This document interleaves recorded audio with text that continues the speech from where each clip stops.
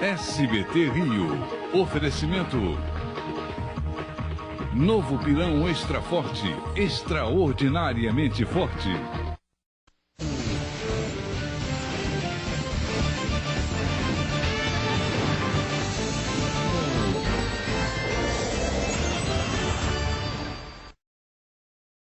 Quando ele gritou, falou que era perdeu, eu tirei um pau que estava debaixo do banco, parti para cima dele, ele tomou o pau de mim. Aí nisso ele ligou o carro e deu a partida, aí eu me arrastou um pouco, ainda não machuquei o braço. Achei que um absurdo dele fazer o que ele fez e ir embora e nada acontecer com ele.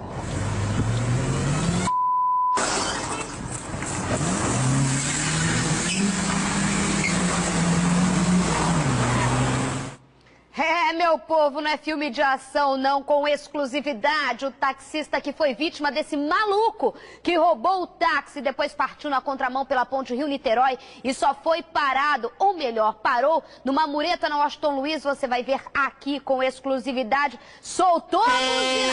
Tô chegando na sua casa, tô chegando com informação, tô chegando com opinião. Muito obrigada pela sua companhia aqui hoje, ó.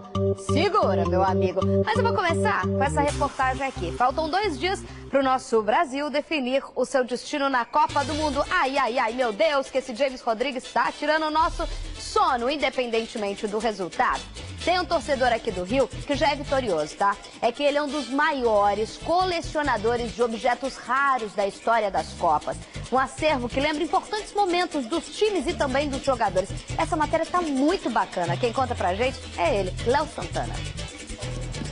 A torcida é discreta na fachada desta casa, na zona norte do Rio. Mas lá dentro, a paixão por Copas do Mundo ecoa até na vitrola. Orlando para Pelé, Pelé domina no peito, de calcanhar para Zagallo. Zagallo prepara-se, tem Pelé, levantou, Pelé entrou de cabeça para o arco e gol!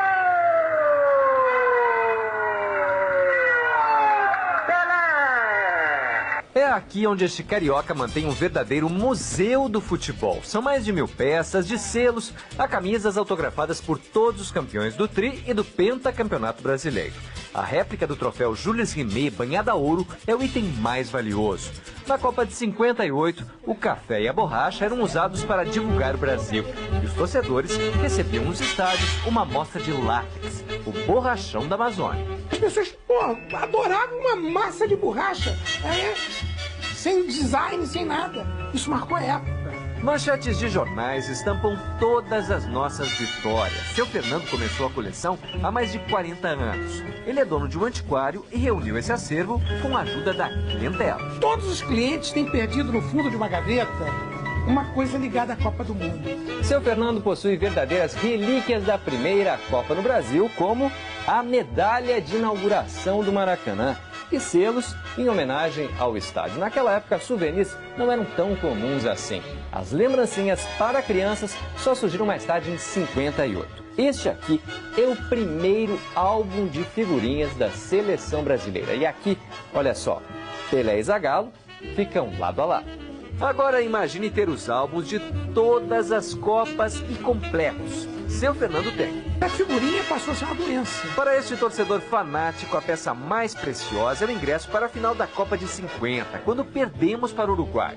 A entrada para o último jogo deste Mundial ele ainda não tem, mas tem fé que vai conseguir. Que o Brasil vai vencer.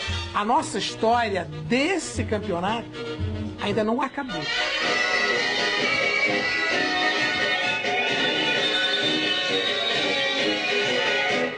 Não acabou não, seu Fernando, que bacana, parabéns por todo o seu acervo aí. E se Deus quiser, sabe o que vai acontecer? Lá no ingresso, lá que o senhor vai colecionar logo, logo, vai estar lá, Brasil! Só vai acabar lá pelo meio de julho a nossa história, tomara.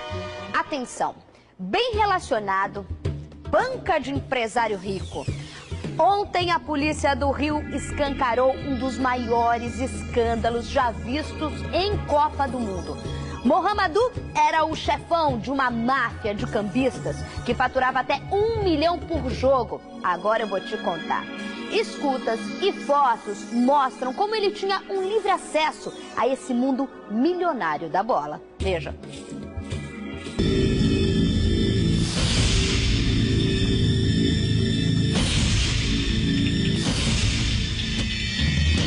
Na hora da prisão, ele puxa a fila, cabeça baixa. Mas no arquivo pessoal, o então empresário argelino Mohamedou Lamine Fofana, de 57 anos, tem prestígio. Aqui, ao lado de Pelé, Romário, Ronaldo Fenômeno e até do então técnico da seleção, Dunga, no que parece ser um jatinho. Mas para a polícia do Rio, ele é dono do esquema milionário. Faturamento por Copa, 200 milhões de reais. O chefão e um grupo com mais 10 pessoas conseguiu ingressos para revender a preços abusivos. Cada um chegava a custar cerca de R$ 3.500. A máfia já agia há 3 Copas, mas parou diante das investigações aqui. Com escutas autorizadas, os policiais deram um bote. O jornal Dia divulgou parte das conversas. Numa delas, Lamine negocia com Assis, irmão de Ronaldinho Gaúcho.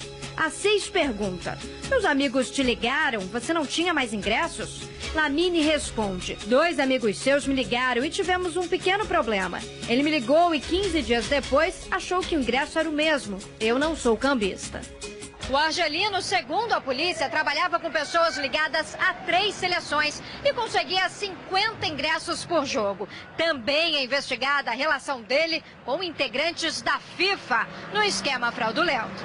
Foi encontrado um adesivo de livre acesso, ele poderia estacionar o carro dele em qualquer evento particular realizado pela FIFA.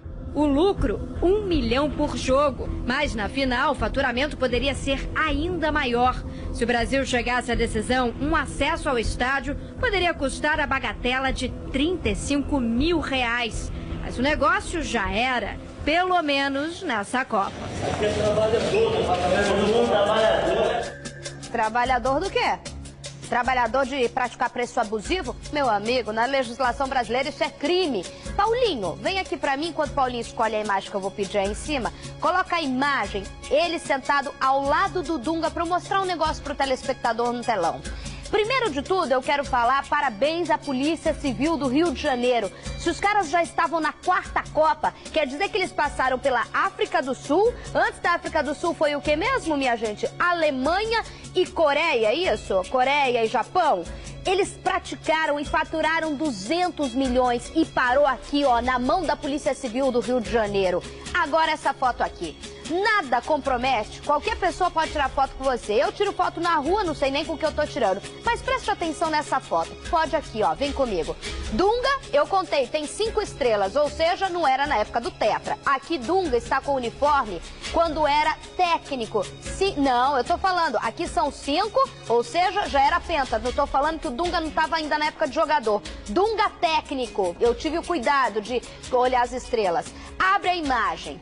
Aqui a gente vê atrás, ó, pessoas com uniformes da seleção brasileira, ou seja, da CBF. E quem está aqui? Mohamedou, no que parece ser um jatinho. E se for um avião primeira classe? Como esse cara está no meio de uma comissão técnica da Confederação Brasileira de Futebol? Como? CBF vai ter que explicar. São fotos que não vão comprometer a figura pública de Dunga ou de qualquer outra pessoa, quem sou eu para falar, mas que tem uma suspeita em relação às ligações para ele adquirir 50 ingressos por jogo. Meu amigo, só para concluir o pensamento, vem aqui comigo, Zani. FIFA disse que não vai se pronunciar sobre o caso. Exclusivo. O SBT Rio entrevistou o dono do táxi roubado, que atravessou a ponte Rio-Niterói na contramão em alta velocidade. Tá sabendo dessa história? A gente tem a imagem também. O motorista flagrou toda a cena que parecia mais um filme de ação. E alguém conseguiu parar o cara? Que nada. Quem conta é Mônica Chagas. O táxi passa em alta velocidade ao lado de outros veículos. Que isso, moleque? Que maluco vai bater? Que isso? Bateu. Viajou. Ih, vai tentar fugir aí. O motorista anda por quilômetros na contramão em plena ponte Rio-Niterói. Que maluco, ainda deu prejuízo no outro taxista aí. O show de imprudência continua por todo o trajeto. Que isso, cara? Ih, maluco, bateu mesmo aí. Nos painéis luminosos, os usuários são informados sobre o problema. Mas mesmo assim, o motorista que dirige o táxi bate pelo menos 3 vezes.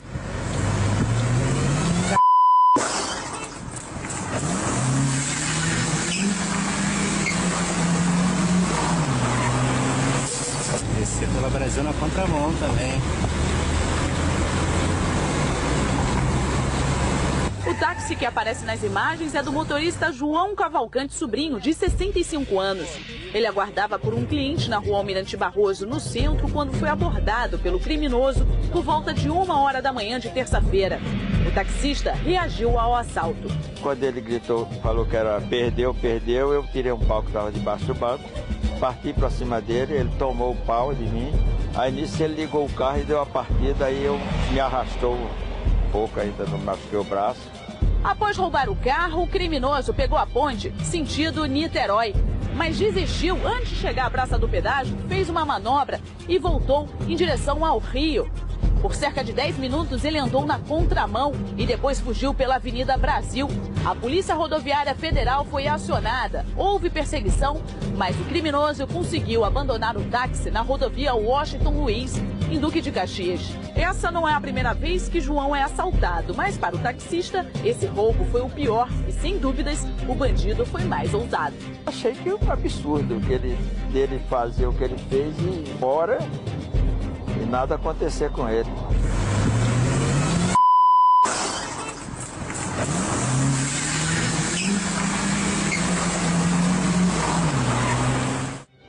Só para te explicar melhor a história. O ladrão seguiu para Niterói, mas tá vendo na imagem na contramão aí, ó? Se a gente pegar na imagem, você consegue ver o guincho da CCR Ponte ali, ó, fazendo bloqueio. Ele fura o guincho da CCR Ponte, vai em direção, bate em outros carros. Foi antes ali da Praça do Pedágio que ele fez um cavalinho de pau. A manobra que a Mônica disse foi um cavalinho de pau, retornando ao Rio pela contramão em plena ponte. Esses dois guinchos da concessionária não conseguiram, fizeram essa espécie de barreira, mas o assaltante passou entre esses dois, conseguiu ultrapassar. O táxi, só para você ver como que foi a história desse cara, o táxi ainda percorreu por mais 30 quilômetros, também na contramão, pela Avenida Brasil, até chegar à rodovia Washington Luiz. Aí o assaltante só abandonou, ninguém conseguiu parar ele não, só abandonou o carro perto do hospital ali de Saracuruna, já na entrada da Baixada em Duque de Caxias, só porque ele bateu no meio-fio e a roda empenou, ele não conseguiu andar mais. Eu pedi nota para todo mundo para tentar explicação. Para você ter uma noção, quando ele entrou na via, muitas pessoas já começaram a ligar quando viu que o cara tava doidão. Quando ele deu o cavalinho de pau, que tá vendo na imagem, sobe sondre para mim, ó. Ele bate no outro carro.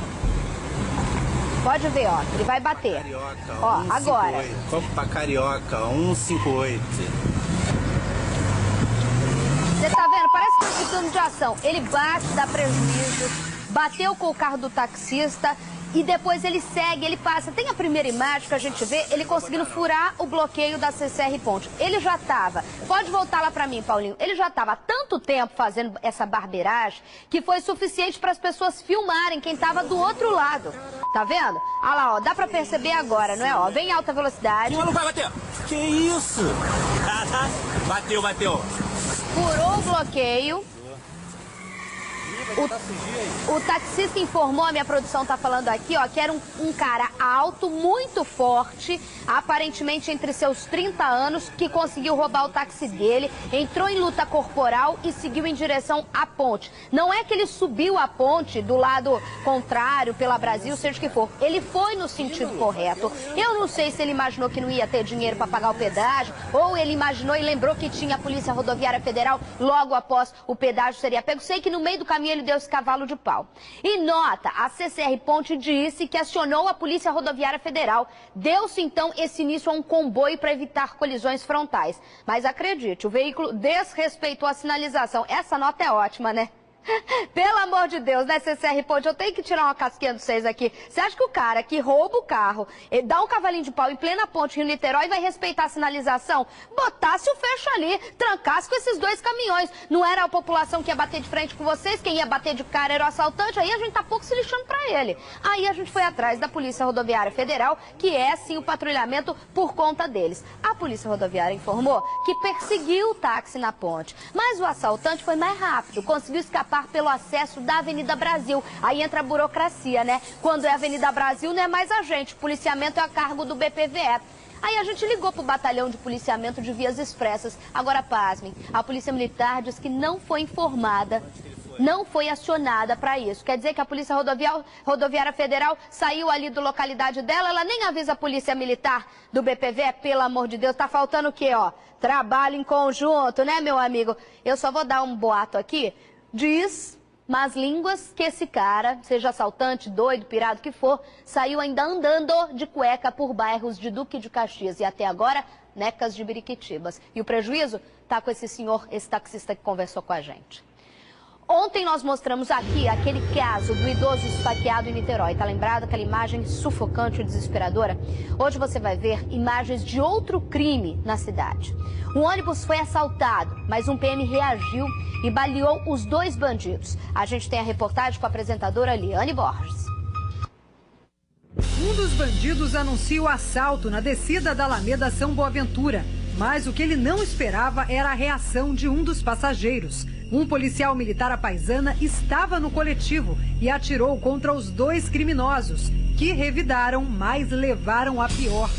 Feridos, eles conseguiram escapar a pé, próximo ao bairro do Caramujo, mas ao procurar o hospital foram identificados. Um deles tem 17 anos, o outro, William de Oliveira Coelho, de 19 anos, não resistiu ao ferimento. Outros 2 comparsas também foram detidos. Wallace Coelho de Freitas, de 22 anos, e um menor de idade. Com a prisão desses elementos, o índice de crime desse tipo caiu sensivelmente, né? Em todo o estado, os roubos a ônibus aumentaram 31% no último levantamento em maio, na comparação com o mesmo período do ano passado. A escalada de violência também atinge pedestres, como este idoso que tentou correr de bandidos em Niterói. O funcionário de um quiosque em Boa Viagem leva 15 facadas. O bandido queria a bolsa com o dinheiro do estabelecimento, presa ao corpo do idoso.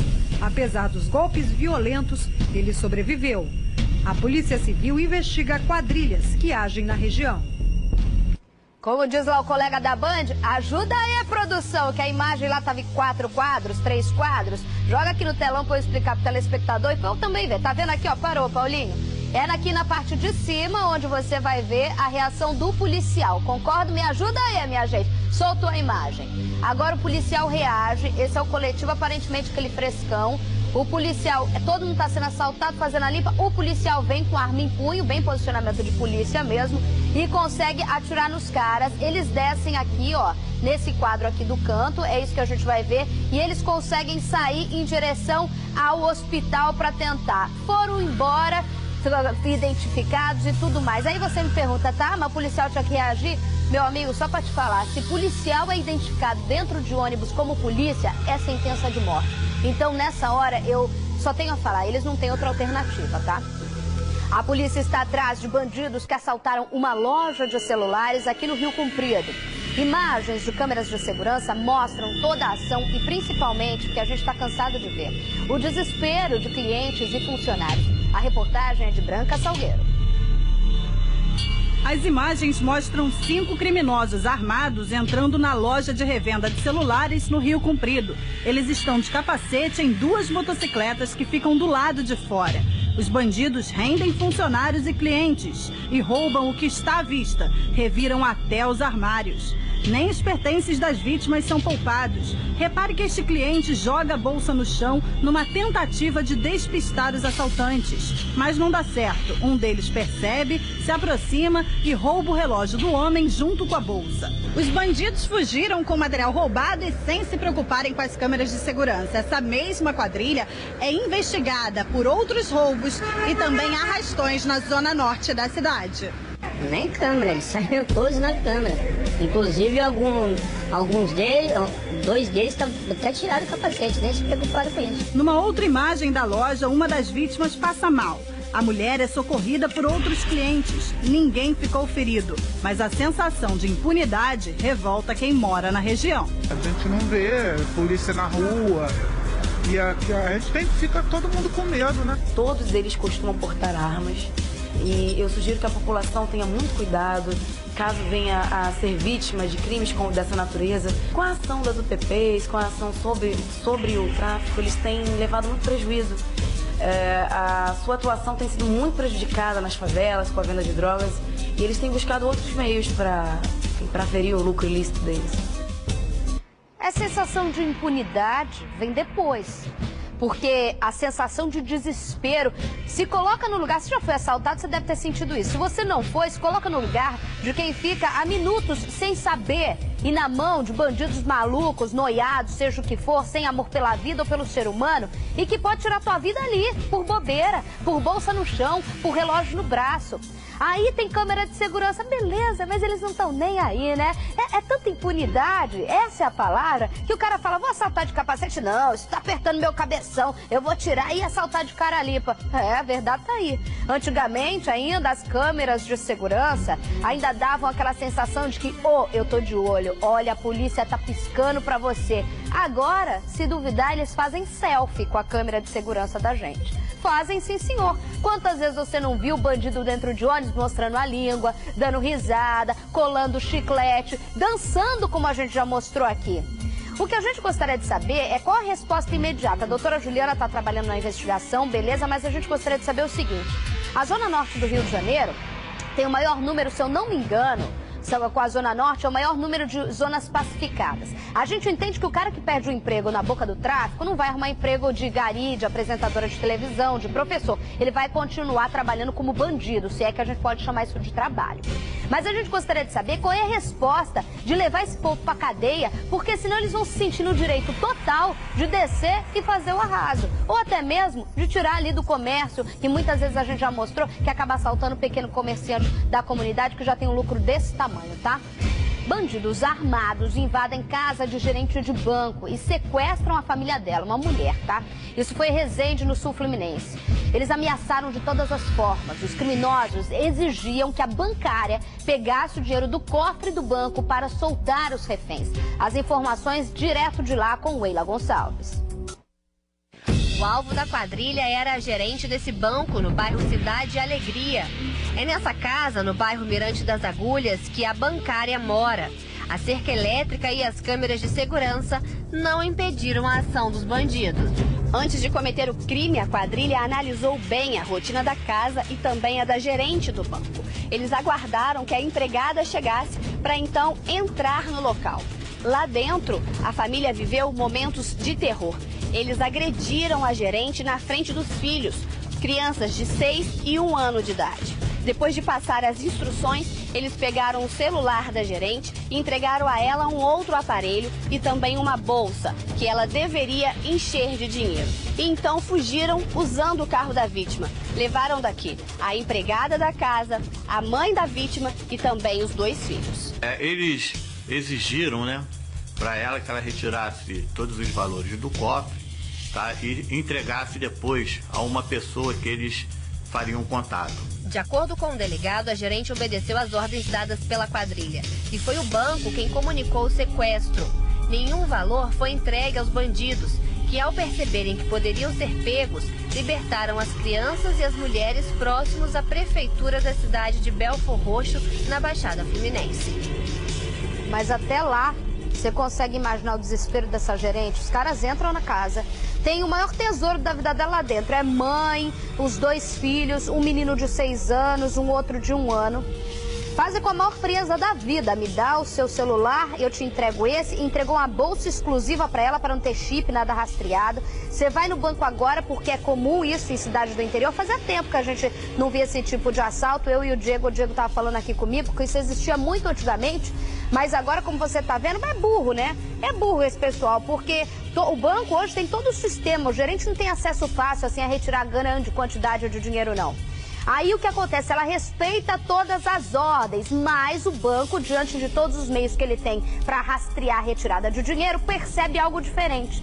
Diante disso, os bandidos perceberam que a casa tinha caído, que o troço estava ficando pequeno e ainda bem soltaram as vítimas. O medo É o que poderia ter acontecido. E essa gerente aí, imagina o sufoco que ela não passou. Isso durou no mínimo umas 4, 5 horas, né? De terror e tortura. Por isso esses caras tinham que ser presos pelo sequestro, pelo crime de tortura, sequestro, assalto e tudo mais que a polícia puder colocar no meio. Preso suspeito de matar a namorada e estuprar a filha dela em São Gonçalo. Uma história horrorosa, mas que dá pra gente mostrar aqui porque a polícia já deu bote. Cleiton Manuel Carvalho, de 44 anos, estava escondido na casa do pai em Itaboraí. Ele é acusado de matar a namorada Priscila Souza e de violentar a filha dela de apenas 7 anos. O suspeito nega. Cleiton disse que os crimes foram cometidos por 2 agiotas que queriam se vingar dele por causa de uma dívida de R$400. Mas a polícia trabalha com outra hipótese. Ele chamou a namorada e a filha para a casa dele, esperou a mãe dormir, ministrou algum tipo de remédio que dopou a menina e enquanto ele estava tendo a relação sexual, a mãe provavelmente acordou, tentou defender a filha e acabou esganada. O suspeito já tem 4 passagens pela polícia. Uma é por tentativa de assassinato e outra por estupro. Ele vai ser indiciado por homicídio duplamente qualificado e pode pegar de 20 a 45 anos de cadeia. Ó, a gente tá numa situação tão complicada nessa vida que pra namorar tu tem que falar assim, ó, peraí, você quer namorar comigo? Eu vou lá na polícia, vou puxar tua ficha. Porque eu me recuso a pensar que uma mulher que olha com um cara que tem 4 passagens pela polícia, um assassinato nas costas, vai se envolver com o cara pra ele ter acesso à filha dela de 7 anos. Se ele fez isso, será que ele não fez outras vezes? A gente aqui, meu senhor, o senhor falou que o senhor é inocente, que tem gente tentando se vingar, mas a gente trabalha com a ideia, com esse cara aí, ó. A gente trabalha de acordo com as informações de quem investiga o caso e quando o delegado fala na televisão, porque ele tem convicção.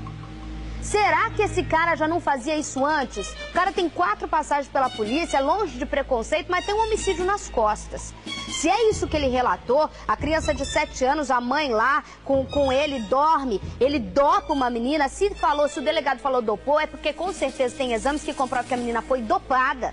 Ele estuprar uma menina de 7 anos dopada, a mãe acordar e diante disso ele ainda matar essa mãe, é muita crueldade. Eu espero que você fique um bom tempo longe da sociedade, tá, meu filho? Se que pudesse, pro resto da vida, se isso for verdade.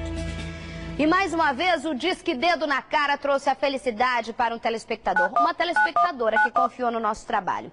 Ontem você acompanhou o drama da Salem, uma mulher jovem que tem seios gigantes por causa de uma doença, 14 quilos em cada mama. Pois bem, depois que a reportagem foi ao ar, ela conseguiu a cirurgia que tanto precisava, ainda bem. Melissa Munhoz. E é com um sorriso no rosto que a Salem chega à Santa Casa de Misericórdia, no centro do Rio, acompanhada do marido André e das 2 crianças, os 2 filhos, o pequeno de 2 e a maiorzinha de 4 anos de idade, porque deu certo a sua ligação para o Disque Dedo na Cara e a reportagem que foi ao ar ontem no SBT Rio. Eu estou muito feliz, muito emocionada. A Salem, como a gente mostrou na reportagem, sofre de gigantismo nas glândulas mamárias.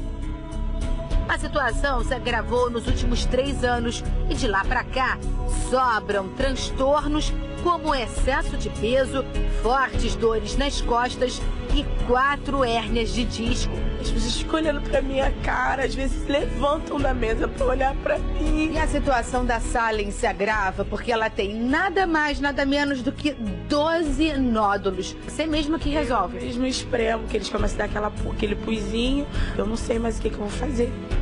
Então, Isabelle Benito, tá aí o apelo. Tem condições de bancar nenhuma fisioterapia, uma academia, não tenho. Então tô pedindo ajuda, tô ficando no meu limite, entendeu? E agora você vai ser atendida a pedido do SBT Rio. Assim você vai me fazer chorar, Salem.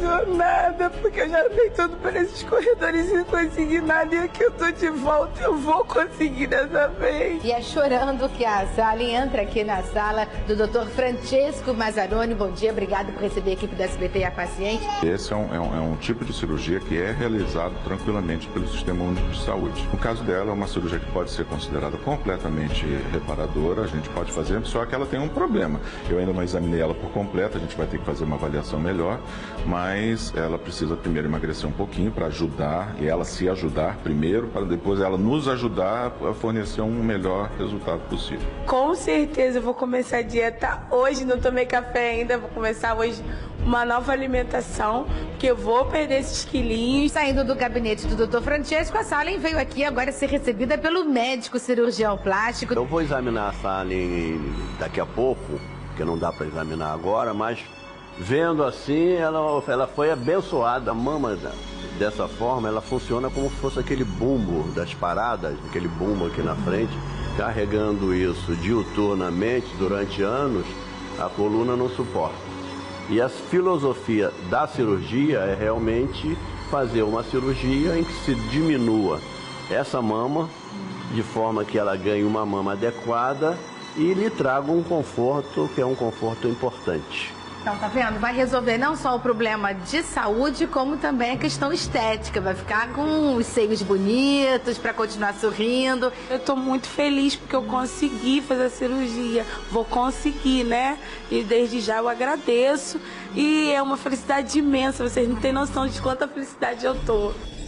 Ô, coisa boa. Prepara o dedo na cara do bem. É isso que é o dedo na cara. É um bordão? É um bordão, mas é uma forma de você saber que você tem direito. Eu fico tão feliz, mas tão feliz assim como toda a minha equipe, de conseguir dar um sorriso no rosto a quem chorava. Não, é heroína, você, sua equipe são um bando de heróis. Somos nada, somos seres humanos igual vocês. Não é que a gente é herói, não é que a gente faz milagre, não é que a gente conhece gente influente, conhece nada, não conhecia nenhum desses doutores aí.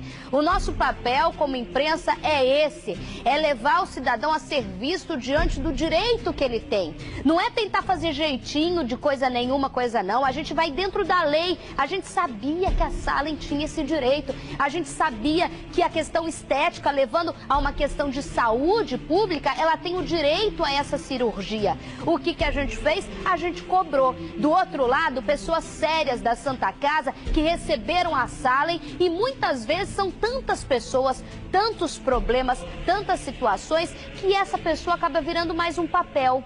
E a gente faz o quê? Transforma o papel, o número de prontuário, em seres humanos. Essa é a nossa função, e eu fico muito feliz, vem pra mim, Zane, fico muito feliz e agradeço a Deus de ter essa missão. Se é que eu consigo ajudar uma Salem, duas, seja o que for, já tá pago o meu trabalho. E o caso DG, hein? Lembra desse? Pois é, investigações apontam que a arma usada para matar o dançarino é do mesmo tipo dos PMs, o que poderia levar ao fechamento do inquérito. O inquérito ainda não chegou à autoria do crime, mas investigações revelaram que 2 dos 8 soldados de serviço naquela madrugada fizeram disparos com uma pistola calibre 40, o mesmo tipo de arma que matou o DG. Um dos soldados teria atirado 5 vezes e o outro, que chegou mais próximo do local onde DG foi encontrado morto, teria disparado 11 vezes. Os policiais já prestaram depoimentos. Todos dizem que no dia tentavam prender 2 traficantes na comunidade: Adalto do Nascimento Gonçalves, o Pitbull, e Clebson Eduardo Souza, o Dudamel. DG foi morto depois de ser atingido pelas costas na madrugada do dia 22 de abril, no Morro Pavãozinho, em Copacabana. O corpo do dançarino foi encontrado dentro de uma creche. Moradores acusaram policiais da UPP. Na época, vários protestos foram feitos para pedir justiça pela morte do jovem. Justiça, meu mano DG! Ele era MC, ele era dançarino, não era bandido, não! O inquérito foi enviado ao Ministério Público com um pedido de prazo para a inclusão do laudo da reprodução simulada, que pode esclarecer a autoria do disparo. A investigação comprovou também que houve uma intensa troca de tiros na madrugada da morte do DG. Isso já deu muito o que falar. Enquanto o inquérito não for resolvido, a gente fica falando aqui. Mas desde o começo, a gente comentou aqui nos bastidores, aqui no meio da redação. Quando saiu a notícia, não sei se vocês lembram aí, foi encontrado um corpo caído numa creche, aparentemente sem sinais de qual seria a causa da morte, vai se fazer uma perícia. Aí o SBT Rio chamou correndo Mauro Ricarte, que é um perito. Por telefone, ele estava viajando, se eu não me engano, em Búzios. A gente mandou o acesso ao laudo que a perícia tinha feito preliminarmente. Com muita responsabilidade, com experiência, ele falou: Isabelle, ao vivo aqui, o quê? Não tem sinais? Só falta estar escrito aqui que tem um tiro no cara. Ele morreu por perfuração de bala de fogo, de arma de fogo. Dito e feito, à tarde a bomba estourou. Aí, não só nessa parte, a questão do tiro é que não era um tiro como a gente já se viu, de bala perdida, um tiro que ele poderia estar passando, que aconteceu um tiroteio, pá, acerta no cara. Não, porque pela perícia a bala tinha entrado por aqui, de baixo para cima, numa distância muito curta, o que leva a gente a desenhar no pensamento, infelizmente, toda a cena em que uma pessoa começa a correr, tenta pular um muro, quem está embaixo dispara de perto. Segundo testemunhas, havia uma ação da polícia que depois foi confirmada para prender aqueles traficantes que a reportagem mostrou agora. A polícia diz que havia confronto também de tráfico lá dentro. Existe sim a pergunta no ar, apesar da maioria falar que sim, era a questão da polícia. Por isso, a importância e que os jornais acompanham, que a gente acompanha de cada desfecho nesse caso, como tantos outros casos, cada novidade, apesar de o inquérito não estar fechado. A mais nova é justamente essa. Quanto tempo depois saiu esse resultado, gente? Já tem um tempo, né? Foi quando? Tem mais de 2 meses já.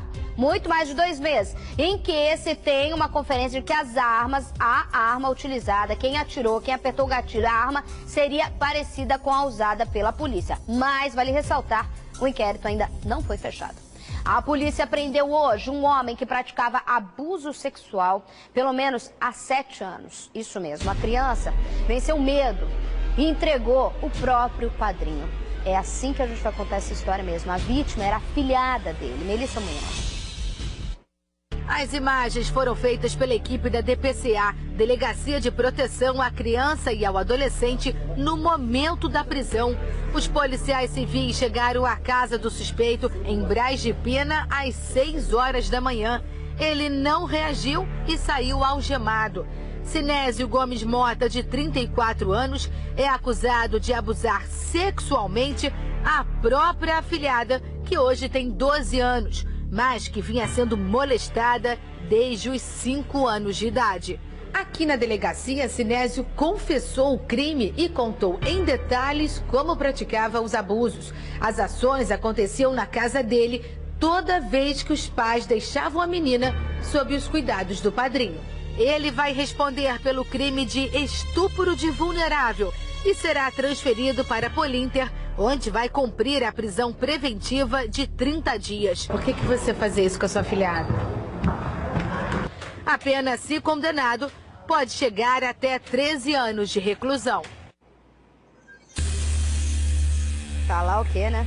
Ah, mas tem muito para falar. Tem muito. Muita gente fica falando. Eu não sou psicóloga, por isso não tem que ficar também baseando em teoria. Vou basear no que dá na nossa cabeça quando a gente vê uma reportagem como essa. Ai, pode ser doente. E o trabalho da polícia, se ele é ou se não é, a gente deu o microfone para ele se defender. Então, se ele quisesse se defender, teria se defendido ali com a Melissa Munhoz. Muita gente fala, gente, só pode ser doente. Doente? É safado, é sem vergonha. Aí me perguntam, mas por que essa criança não falou com 12 anos de idade? Já sabe por quê?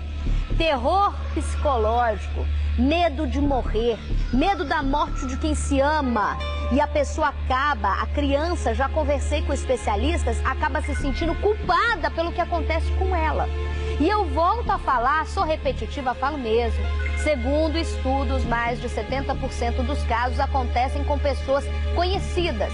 Aí padrinho é uma que eu não tinha nunca falado aqui. Eu falo pai, padrasto, vizinho, vô e tudo mais. O que é, gente, aí em cima? Esse daí é padrinho. Eu nunca tinha colocado essa relação. Segundo a informação, ele seria padrinho. A polícia prendeu, ele não resistiu. E segundo as informações, a própria menina teria falado que vai passar agora por um exame psicológico que é de praxe lá na DPCA. Mas que dá um negócio na gente? Dá, né? Dá não? Estão gritando aqui no meu ouvido, urgente. Eduardo Oliveira tem informações. 4 pessoas presas na Zona Oeste. Tá aí, ó. Quem são essas mulheres e tramaram que crime, Eduardo? Boa tarde. Boa tarde, Isabelle Benito.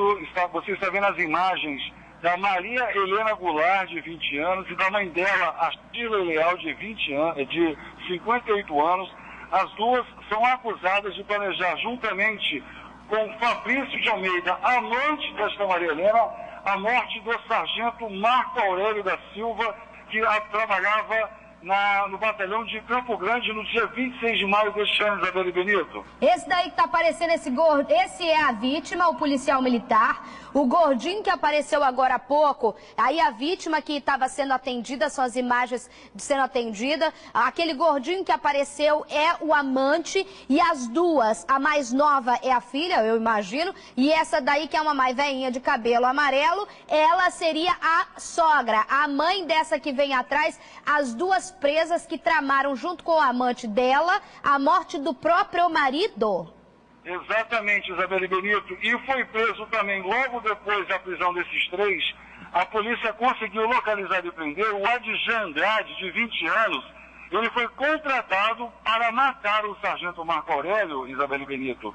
A morte desse sargento aconteceu nas 2 da manhã, no dia 26 de maio, ou seja, a própria execução.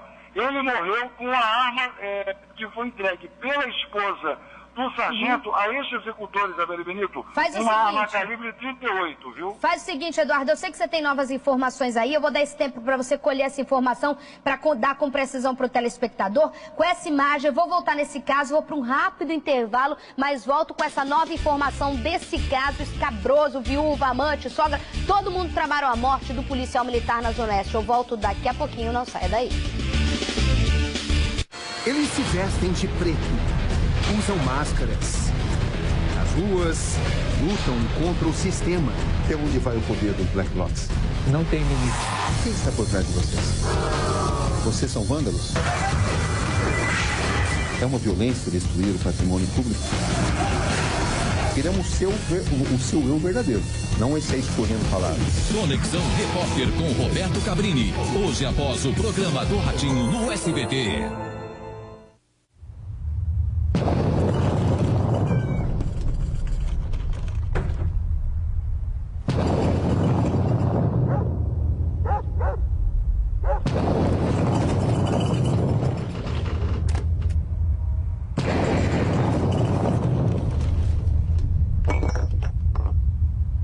Novo pilão extra forte.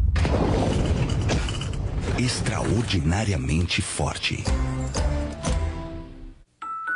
A gente sempre quer o melhor para os nossos filhos. Foi pensando assim que o governo federal firmou um importante pacto com os governos municipais, formando mais de 314 mil professores em todo o país para que todas as crianças brasileiras até os 8 anos de idade saibam ler, escrever e realizar as 4 operações matemáticas. Acesse mec.gov.br e saiba tudo sobre o Pacto Nacional pela Alfabetização na Idade Certa.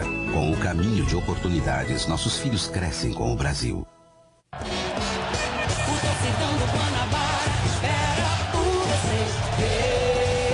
Alcatra bovina, quilo 15,98. Ovos tipo A, brancos Dúzia, 2,99. Uva Itália, quilo 2,99. Banana prata, quilo 2,98. Tomate, quilo 2,25. Cenoura, quilo 99 centavos. Cebola argentina, quilo R$1,68. Batata lavada, quilo 1,46. Tudo por você. Porque o Banco do Brasil tem as melhores linhas de crédito para micro e pequena empresa, o Fábio tem capital de giro para contratar mais funcionários para sua confecção. Sabe por que o Banco do Brasil criou o melhor gerenciador financeiro empresarial da internet? Para o AVE ter crédito do melhor jeito, pelo celular, sem sair da sua pousada. Porque é para transformar a vida das pessoas que esse banco existe. Banco do Brasil, o banco da micro e pequena empresa. You're so bright, like a dream. You burn up everything, yeah. You set me on fire, you set me on fire, you set me on fire. Fantasy, a nova fragrância da Britney Spears. Fale com uma consultora ou consultor Jequiti. Reportagem pronta. Presos, sogra, esposa e mais acusados de matar PM em Guaratiba. Quem explica melhor essa história de trama, terror e traição. Eduardo Oliveira. Vai pagar! Meu querido, tá comigo! Com o apoio de agentes da Delegacia de Guaratiba, eles conseguiram cumprir 3 mandados de prisão. O primeiro contra a esposa do PM morto, Maria Helena Goulart, de 20 anos. A mãe da jovem, Shirley Leal do Nascimento, de 54 anos. Pouco tempo depois, a polícia conseguiu localizar e prender também o amante da viúva, identificado como Fabrício Almeida Teixeira, de 28 anos. Os 3 são acusados de planejar a morte do sargento. A vítima chegou a ser atingida com 2 tiros dentro de casa por volta das 2 da manhã, enquanto dormia, no último dia 26 de maio. Chegou a ser socorrido para o Hospital Rocha Faria, mas 3 semanas depois não resistiu aos ferimentos. De acordo com a polícia, a motivação do crime foi financeira. Eles teriam matado o policial militar para colocar as mãos em uma casa, um comércio, um carro, além do dinheiro do seguro de vida, já que a própria esposa era beneficiária. Tô até sentada, mas você pensa que parou por aí? Tem gente mais envolvida. Um jovem acusado de ser mandante do crime também foi preso. Ele seria pai de santo, é uma coisa assim, mas o Eduardo conta pra gente melhor. Você confirma que você recebeu algum dinheiro para executar o assassinato do PM? Você recebeu algum dinheiro? A roupa de macumba vai te proteger agora? Seu mãe de santo, tá te tirando da prisão! Eduardo Oliveira tá aí comigo, gente? Tá preso na linha? Ou foi já pegar mais informações pra gente? Eduardo Oliveira tá me ouvindo, Eduardo? Olha só, deixa eu te perguntar pra eu entender. A sogra, essa da frente, a esposa de trás, que traía o marido pelo jeito com o outro gordinho lá. E detalhe, o PM era todo bonitão. E o gordinho, se é aquele gordinho que você me mostrou, Jesus amado, né? Mas tudo bem pra não dar uma de doida aqui e ficar falando merreca. Outra coisa, Eduardo, eles tramaram por uma questão financeira. O cara tinha bala na agulha desse jeito? Olha, é isso mesmo. De acordo com as informações da investigação da polícia, Isabelle Benito, a morte do sargento ocorreu por causa financeira, sim, já que o sargento ele tinha uma casa, uma propriedade, uma casa, um comércio que era dele e também um carro, além do dinheiro do seguro de vida, viu? E a Maria Helena, ela já estava trocando informações pelo celular com um amante identificado como Fabrício Almeida, que é realmente esse gordinho que você falou aí no ar, viu? Agora, Eduardo, como que foi a ação? Eu sei que você contou ali, mas como a gente tá trazendo as informações de prima pro pessoal de casa, esse PM estava onde quando ele foi executado e de que forma? Isabelle Benito, ele estava dormindo, eram por volta das 2 horas da manhã, a esposa estava em casa com o filho e com a filha, só que pouco antes do assassinato, essa troca de mensagens com o amante, ele pediu que ela saísse de casa. A polícia suspeita de que o sargento estava dopado no momento em que ele foi executado com um tiro na nuca por este homem apontado pela polícia como executor. E ele acabou de confessar isso na delegacia, viu, Isabelle Benito? Então, Adjan Andrade, 20 anos. Repete o nome, por favor? Adjan Andrade, ele tem 20 anos, ele matou o sargento com a própria arma do policial. Olha só, então, conclusão do caso, acaba nesse momento, esse jovem que apareceu aí, o Eduardo acaba de confirmar com a polícia, ele confessou toda essa trama, surreal essa história. Eduardo tá lá, vai continuar acompanhando. Eu tenho que fazer de novo, rápido intervalo? Você não me deixa quieta, né, Diego? Eu vou fazer esse rápido intervalo, eu queria ficar falando, mas eu volto e falo mais, tá? Não sai daí pra te esperar. Nesta quarta, pode rodar. Agora sua chance dobrou. Assim você ganha mais, olha só. Você tem mais um dia para faturar. No palco, você pode ganhar a bolada de R$30 mil. R$900 uma letra. E muitos prêmios. Boa sorte, consultores.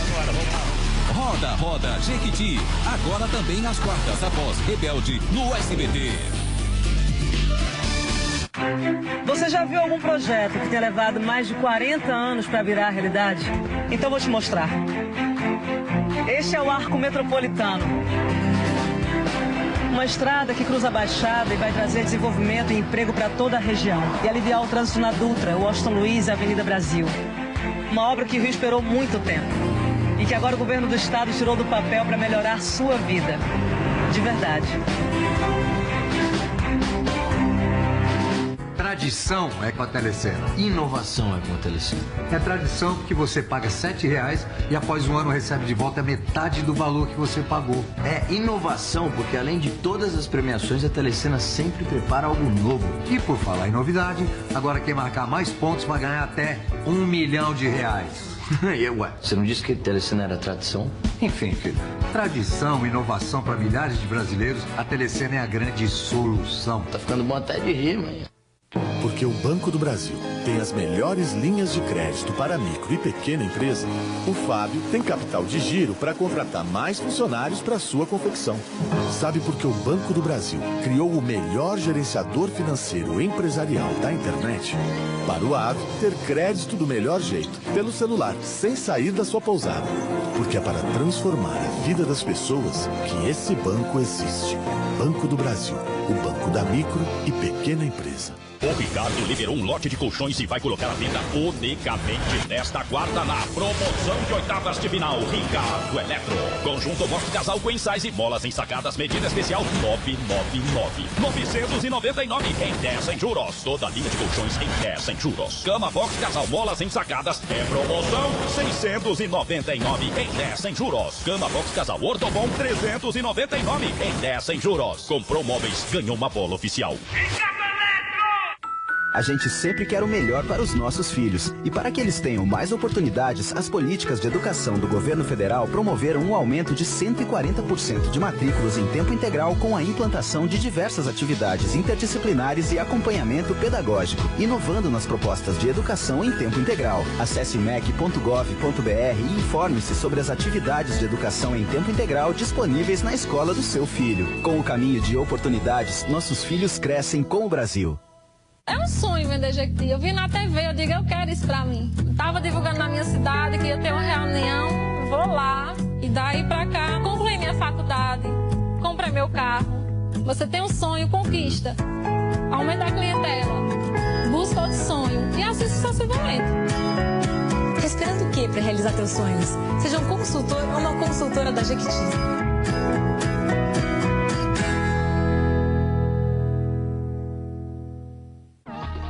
SBT Rio. Oferecimento. Novo pilão extra forte. Extraordinariamente forte.